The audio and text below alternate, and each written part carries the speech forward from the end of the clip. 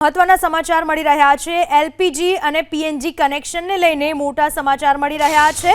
LPG અને PNG connection ધરાવનાર માટેના મોટા સમાચાર। જેમની પાસે પીએનજી કનેક્શન હોય એમણે એલપીજી સિલિન્ડર બુધવાર સુધી જમા કરાવવાનું રહેશે। પુરવઠા સચિવ મોના ખંધારનું આ મોટું નિવેદન।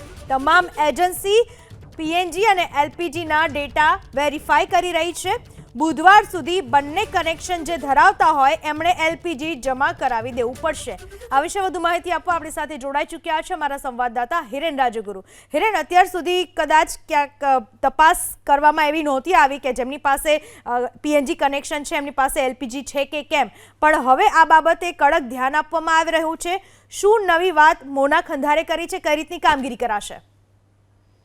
પૂનમ, પુરવઠા સચિવ છે મોના ખંધાર અને તેમણે હમણાં એ નિવેદન આપ્યું છે કે સરકારે અગાઉ જે જાહેરાત કરી હતી કે પીએનજી અને એલપીજી કનેક્શન જેની પાસે છે એમને એલપીજી રિફિલ કરી આપવામાં નહીં આવે, પરંતુ આજે એ મોટા સમાચાર એ સામે આવ્યા છે કે ન માત્ર રિફિલ કરી દેવામાં નહીં આવે, પરંતુ જેની પાસે બંને કનેક્શન છે, પીએનજી પણ છે અને એલપીજી પણ છે, એમણે આ બુધવાર સુધીમાં એલપીજી કનેક્શન પોતાનું સરેન્ડર કરી દેવું પડશે।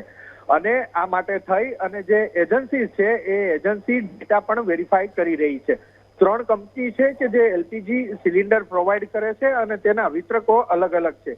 એ જ રીતે ગુજરાતની અંદર પીએનજી ગેસનું પણ એક મોટું નેટવર્ક છે। લગભગ આખા ગુજરાતના સિટી વિસ્તારની જો વાત કરીએ તો 30% નેટવર્ક એટલું મોટું છે કે જે પીએનજી નું નેટવર્ક છે। એના કારણે બંને એજન્સી, બંને કંપનીઓ પાસે એ ડેટા છે કે કોની પાસે પીએનજી પણ છે અને કોની પાસે એલપીજી પણ છે। એ ડેટા વેરીફાઈ કરવામાં આવશે। બુધવાર સુધી લોકોને એ સમય આપવામાં આવ્યો છે કે જે બંને કનેક્શન વાપરે છે તો એમાંથી એલપીજી નું કનેક્શન તેઓ સરેન્ડર કરી આપે। જો એ સરેન્ડર નહીં કરે ગેસનો બાટલો અને એનું કનેક્શન, તો પછી સરકારી કર્મચારીઓ તેમના ઘરે જશે અને સિલિન્ડર જમા લેશે। એ રીતની વાત અત્યારે મોના ખંધાર કે જે પુરવઠા વિભાગના સચિવ છે તેના દ્વારા કરવામાં આવી છે।